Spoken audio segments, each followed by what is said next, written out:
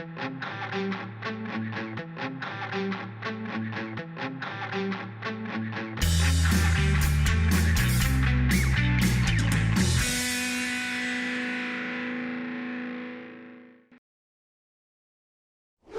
and welcome to another episode of FinTech Focus TV with me, Toby Bab. Today, I am absolutely delighted to have, I think we mentioned before, this is the third time that Shield have been back on the show, but it's been a little while since we last had you on. And I'm delighted to introduce Ofir Shabtai from Shield to FinTech Focus TV. How are you? Good, thank you, Toby. Pleasure to be here today. Oh, well, it's absolutely lovely talking to you. It's a business that I know well, and you've done some incredible things. The growth continues at a pace. And as I say, this is I think you're the third different person we've had on the show from Shield, third time guest to FinTech Focus TV. So we've heard a little bit about it, but there'll be people there who've missed the other two. So before we get into the deep dive of what we're going to be talking about today, can you give us a little bit of information? Firstly, about yourself. I know you're the CTO over there. But tell us a little bit about your journey, and then also tell us about Shield and what you guys are doing and why it's so special. Okay, so thank you for having me today. I'm Ofir. I'm the CTO and co-founder of Shield. Around more than 20 years in my career, I've been involved in all aspects of technology. And today I manage all the engineering, data science, product within Shield, everything related to technology. If we talk about a little bit about Shield is basically an end-to-end electronic communication platform that help tier one big financial organizations to manage the risks out of their electronic communication. By managing the risks, basically our platform help them read between the line and understand the electronic communication in order to find all kinds of misconduct behavior, from behaviors that are related to market abuse, manipulations that potential manipulations that related to trading of financial services, up to employee conduct, which can be sexual harassment, racism, bullying, everything that basically indicates a misconduct, which is a risk to the organization. I think it's been one of the fastest growing sort of sectors that we've seen, probably in the last 5 to 10 years, right? And it's such a tech-driven space, and you see how transformational it can be. I don't think we've seen more innovation probably anywhere actually within the financial markets than we've seen within sort of reg tech over that sort of period. I'm interested as to where you guys position yourselves, and I think I probably know the answer to this, but fintech and reg tech is probably two sides of the same coin at many sort of stages. Would you call yourself a reg tech or a fintech? I guess we're more on the reg tech, but because we are 100% focused on financial services, so it's kind of a blurry definition. I think it's the same. I put the two. I always put the two. Put the two together as well. So look, we mentioned there about the innovation, and we mentioned there about how this is a sector I think that's been probably grossly manipulated over the history of financial technology, and surveillance has been a difficult thing to do historically, and all of a sudden now we're in a world where that tech is only escalating at phenomenal pace. Tell us a little bit about what that looks like and how generative AI, how large language models have really sort of allowed the sector in particular, and Shield specifically, take the tech we've been doing, and as a co-founder and as a CTO and someone who's been in tech for as long as you have, that becomes a pretty exciting position for you to play in, right? Definitely, it's a fantasy world from a technology perspective. It's the equivalent of a toy store. Absolutely. So, and when you're in a toy store, sometimes it's difficult to choose exactly what you want to do. So there's so much, as you say, growth and opportunity and different things you can solve. How have you gone about it and prioritized the right sort of things and answered the right sort of problems? Because I think there's a lot of people who utilize AI to answer the wrong problems in my mind. And I think there's a real piece there to say, right, we've got all of this spectacular technology at the moment, all this opportunity to do things better. How do you say this is exactly what we want to go into? This is what we should be focusing on, and what are the sort of use cases of how this can really make things better, make a better, fairer world? I see it very often that, especially when there is a new technology that emerges, and then some companies are saying, okay, we have this new technology, we have a solution, and now we are looking for a problem to solve. Yeah. And this, it usually creates a defocus. If this is the approach, sometimes it happens, but we are very focused on the problems that we need to solve, and not on the technology that we have in hand. So if you're focused on the problems themselves, or the challenges that the market has and the customers, and electronic communication is a complex problem to solve. Basically, risk management out of electronic communication it's a complex one to solve. The approach is really listen to the customer, break it down to multiple challenges, and then start solving and really hunting the right solution to the right problem, and not focus on what is always cool. Focus on the impact that you want to achieve. I think that's a really important part with that, right? Because sorry to interrupt, but I think there's a real. I mean, you mentioned it beforehand, right? People, you see the technology and they see problems that don't necessarily need solving. And my view of successful businesses that I've seen, spoken to, worked with, watched grow, supported over the last 2 decades really, has been there's a common theme, a golden thread that runs through all of them, which is being very, very customer led. And there's a lot of fintechs and regtechs that have started up, as you say, answering problems or forcing problems onto people that don't really need to be solved. So I'm interested in terms of when you mentioned there, listening to customers and talking to that and getting answering the right questions. Tell me a little bit about how you go about that. What sort of due diligence are you doing with it? What sort of conversations are you having with your clients, and what are the problems that they're seeing and giving you at the moment that you say this is where tech can really make a difference? When we started the Shield, and it's really kind of going with us in the past almost 6 years, all over wherever we go, is we wanted to solve 2 main things. One, first, we wanted to help our customers manage the risk and basically protect them from those risks and the implications, obviously, of fines and not meeting regulatory demands. Sorry, this is one point. The other track was about efficiency, bring efficiency to the compliance lives, and those are the 2 tracks that we've been following. And within those 2 tracks, we are interviewing prospects. We're working with customers, existing customers, having design partners with us in every new feature to make sure that we are really nailing it in terms of the solutions that we provide.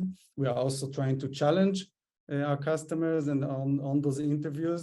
So is this the real problem, or there is another hidden bigger problem that if we will solve it, we will solve many other problems. So it's kind of a really fun discussion and important discussions that we are having all the time with different companies that we have different relationship with. So I think it's interesting as well to have the significance of customers. I mean, I've heard and seen a little bit of the accounts and the logos that you guys have won over the years. I know the people and the size of businesses that you guys are working with. But I think it's just as important as the sort of brand and the name is the people you're dealing with within that. Because as you said, look, you said a really important part there, which is challenging, the perceptions of customers. I always think back to Henry Ford when I think of those things, with the famous quote about faster horses, and if I'd asked the people what they wanted. And I think that's very much a sort of key within this, because you're dealing with people who are smart people, right? You're dealing with people who understand their problems. But when and I think this is always fascinating in my business, when I talk to people who are outside of it. My advisors aren't people who've been in recruitment for many years. They're people who've been in industry, in various different industries, and actually being able to sort of explain my problems and hearing it from a view that isn't prejudiced with what they've already known is important. When you're living with a problem in a business, particularly from a compliance perspective, you kind of and where I think as significant and dangerous a problem as compliance is within that space, you can't get it wrong, right? So they've got to have faith within you. but also I imagine that leads to a little bit of conservatism. People are looking at this and they're saying, right, okay, whilst we want to have things made easy, if it ain't broke, don't fix it with compliance because it's not there. But actually what you can do is fix it in quite a spectacular way. And you used the word efficiency earlier on, which is so important around, technology and its use. Tell me a little bit about how you're able to, to work with those customers. What sort of customers are important to you to get that sort of, because you can have feedback from various different people and it's either going to be great or it's going to be, conservative and not particularly helpful at various different stages. So how do you manage that sort of process? So it's you mentioned that they are conservative. At the end of the day, if we're talking about compliance teams and compliance work, they are responsible for the risk of the organization, and they are also accountable, and they have a lot of demands to meet from regulators. As much as they would like to move faster with technology and everything that the world has to offer, they have some limitations on how fast they need to go due to the level of accountability. And in this process, when we are meeting with them, we are always trying to see how far we can push and we can help them at this stage and where it's going, because it's an adoption process which is slightly slower than the standard. For example, if we talk about the generative AI, compliance teams at the moment cannot use ChatGPT. ChatGPT is an external service, especially in electronic communication compliance. It's a very big risk to start interacting with ChatGPT, where you're actually sending the electronic communication to ChatGPT. It can have sensitive information, insider dealing. This type of communication cannot go outside. So this is a really interesting piece, and sorry to cut in on this, but this is we were talking beforehand about the misunderstanding around generative AI and such like, and I can talk to you about a conversation I had on the train this week.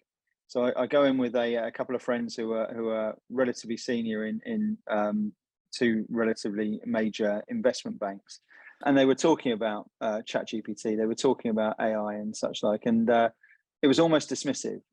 In fact, it was dismissive. It was saying, the issue with ChatGPT is it's great and it's very clever and all this sort of stuff, but it's approximately right. And the issue that they said with AI is in finance and in compliance, approximately isn't good enough, right? That's where you have issues. So I don't know if that's the sort of misunderstanding that you see consistently, and how you educate people around that, because I don't think that they're 100% on the ball with where they're going with that. I agree. So if we're looking at ChatGPT and those large language models, they are being trained on huge amount of data, so they know the world that we are living in very, very good. Yeah. We just need to know how to utilize it and making sure that it's not making too many mistakes, and try to basically overcorrect it in an automatic way, and making sure that it's accurate. Some of its capabilities are amazing, and we need to know how to leverage them without basically generating too many false alerts in Shield's case. And we are experimenting with ChatGPT and other large language models. There are some very nice alternatives coming every week in an amazing pace. And when we are experimenting with them, we see that in some cases they sound very smart, but in many other cases, when nothing happens in those electronic communication, it still alerts. It still makes up that there are some misconduct there. So there is a way to work with it. We need to work with it, but in a different way that the end user is seeing through the ChatGPT interface. Yeah, and I think that's a really important piece around what you said there, because going back to the analogy you used earlier on of the toy shop, right? There is and you mentioned it just there about new developments happening almost every single week. This is tech that I think I've never seen anything evolve at the same sort of pace as what we're seeing at the moment. So within that, there is an incredible, no better word than pressure. There's a pressure on you as a business to stay ahead of the curve for your customers. So you've got to be evolving your products, alongside that as well. So how do you do that? How do you prioritize that? And how are you able? I mean, look, I kind of guess the answer that this is something which every time we see your face talking about the tech around here, it's something which is clearly a passion, for you. So I imagine you're thinking about this morning, noon, and night at the same sort of stage. But tell me how when you're able to stay ahead of the curve with the tech, when you're looking at being able to encourage people to adopt this technology in the compliance world, when you're looking at the scale of opportunity that can happen with it, how do you maintain? How do you do that? How do you stay ahead of the curve? So we always like to stay ahead of the curve because we want to provide better solution and bring better efficient and better product to our customers. And if there is a new technology, we want to adopt it. But we discussed about conservatism. So the challenge here, and we as a company do not just run after the new technology and just adopt it immediately and let's see what happens. So we are trying to take whatever the good things about this technology and see how we can fit it to the journey of our customers. Some of them are more advanced in the journey. Some are a little behind and they are picking up. And we don't want to force them to jump and basically feel like they're losing control of the program that they already have today, and now they need to have a leap of faith and the hope that it will work. So it's a journey, and when we're taking those new technology, we're trying to find the right way to integrate it into a product, so it will be a natural evolvement of where our customers are and where are they going, and we can even offer them, if we're talking about surveillance models, so we have a model governance that they can document for them and for the regulators what was the change, what level of accountability they have, what level of transparency they have over this change, and of course, what is the impact for good in terms of coverage, what they can do better with this new model compared to the previous one. So all those, I call them features, but at the end of the day, those are processes and combined with features to help our customers go through this journey and adopt new technologies. I think it's really interesting, and I guess a sort of additional piece to this must be that you are a Israeli business, but you have offices and are working all over the world, right? So. And we know how at the moment I guess the regulations and compliance levels in each part of each jurisdiction, almost each country, I guess exactly each country is varied. This has got to be another thing which aids that as well, right? Yes, it is a challenge.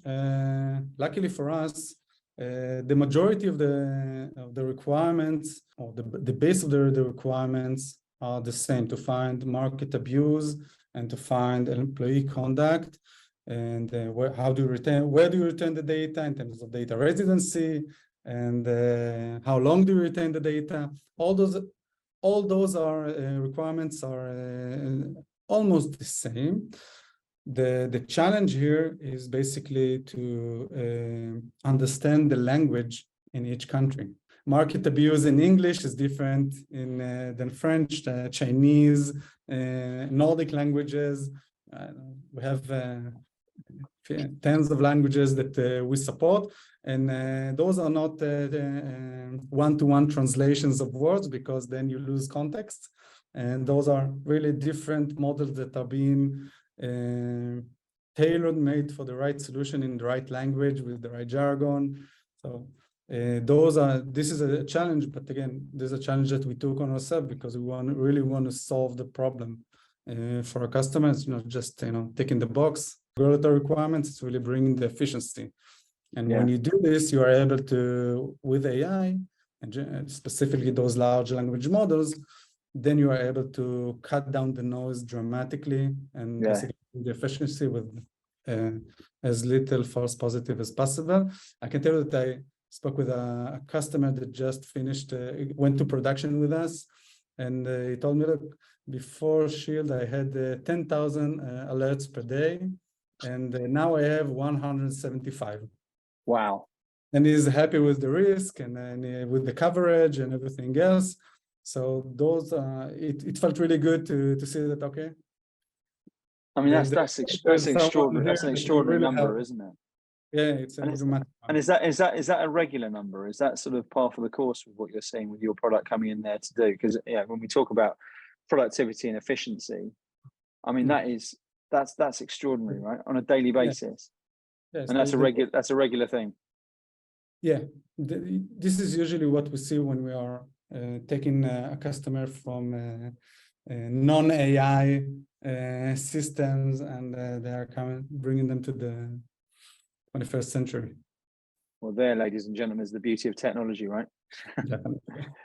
Talk to me about the sort of macro area of this. I mean, there is tech adoption, I think, within financial services has been slow, slower certainly than a lot of other industries. I think I say this almost every episode, that I think it took a pandemic for cloud to be really fully adopted within financial services, right? I still think we'd be struggling to bang that drum as well as we have if it hadn't been for a whole world being locked down for the best part of a couple of years.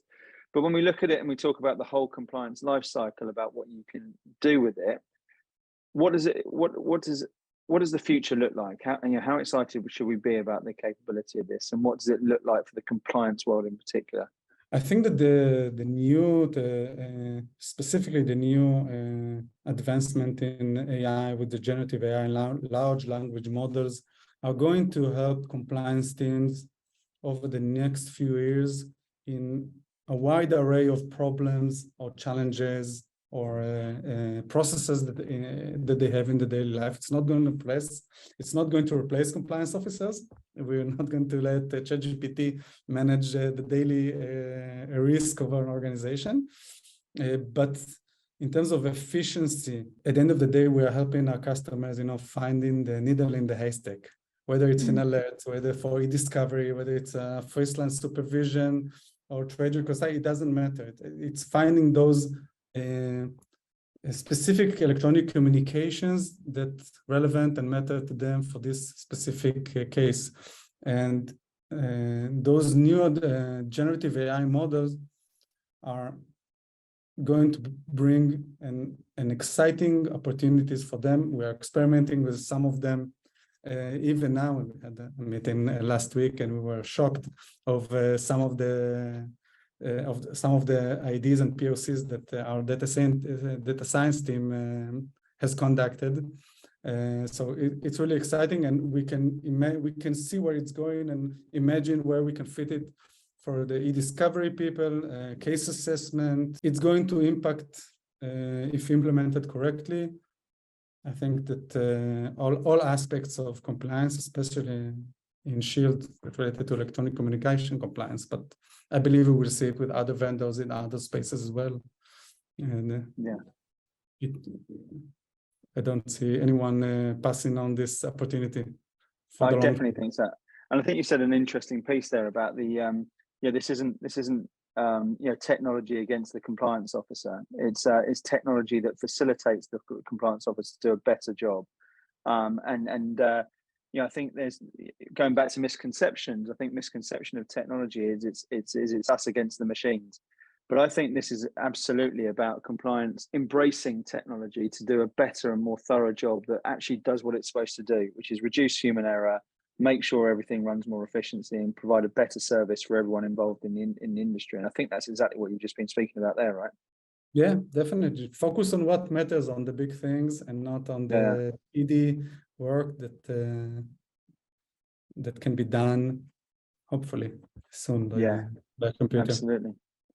Listen, I said as always that these conversations disappear very, very quickly, and we've been hurtling through everything we want to talk about. I feel like there's a lot more that can come behind it as well. But I want to focus on Shield, because as I said before, Shield's a business that I think, as you mentioned, over the last 6 years or so has had some extraordinary growth and some great story behind it. It's a business that I constantly see in the press. It's constantly got good news that's coming out of it as a business. So as we sit here and we release this in the second half of 2023, tell us what the rest of the year looks like, and tell us what we can expect to see in 24, and what's exciting over at Shield at the moment. Shield is doubling every year, from customer to headcount to office spaces. So we are going to keep this momentum also probably next year as well, in order to meet the demand and to really continue with the momentum that we have in the market. And with that, we are going to introduce some new, I would say, models or new ways that we can improve the life of compliance officers. There are other more challenges that are not handled properly today, and we are meeting them on a daily basis. So we are working on some things that I believe that in a few months I will be able to share more, and we will see it for the people who will follow us. And I believe that they will make a huge impact to additional aspects of communication compliance. Yeah, I think there's, as you said there, look, the problems of today are almost certainly going to be continuing. The problems of tomorrow are the ones we don't even know about yet. I think that those are inevitable. And I think the exciting part of everything you're saying is this isn't a product that says, right, this is it, we've finished it. This is, you can go in there and put it into your business. It is a product that I think has been successful because it's been able to adapt and morph and become more and more vital to the increasing complexity and difficulties that businesses face in this sector with compliance. And if you can come in there and provide a solution, on a macro scale, as you said, look, even down to the languages and the commonalities, and utilize technology as innovative as you have, that can do all those sort of different things, it's a really bright future for not only for Shield but also for all the customers who you're working with. So really, really exciting to see. Ofir, tell me a little bit about who should be reaching out to you. I want this to be valuable for people who are watching this show. I want it to be valuable for you. Tell me the sort of people who should be watching this and saying, I need to be finding out a little bit more about this, or I've got some ideas, or I'm facing this problem. Who should be reaching out to you, and with what sort of problems, and how do they do it? How do they get in touch with you and the team? First, I'm happy to meet and learn new problems, even for the ones that we are not dealing with today in the obviously compliance world, related to electronic communications, financial services. Obviously, interact with people that already have those problems or challenges, whether they are customers or not. It's not related. I always like to meet new people and share ideas. Obviously, if technology people, data science, those are always welcome because definitely. Of the passion that I have. Yeah, quite right too. I'm collecting a bunch of people here who are very, very excited about the whole world of data science at the moment, and I've got a few shows coming up that I think will be really attractive to people who are interested in that particular theme as well. So, listen, Ofir, it's been absolutely brilliant to get in touch with you. We will tag you in on this, so please do reach out to him if you're watching this and want to find out more. We'll tag you in on LinkedIn. It's been a pleasure having you on the show today, and I knew this was going to be good. I knew you were doing some really exciting things over there at the moment, and long may it continue. Thanks so much for joining us today and sharing your wisdom. Thank you, Toby. It was a pleasure. An absolute pleasure on my side as well. And thank you all for watching. We hope you enjoyed the show, and we will see you soon on another episode of FinTech Focus TV. Thanks a lot.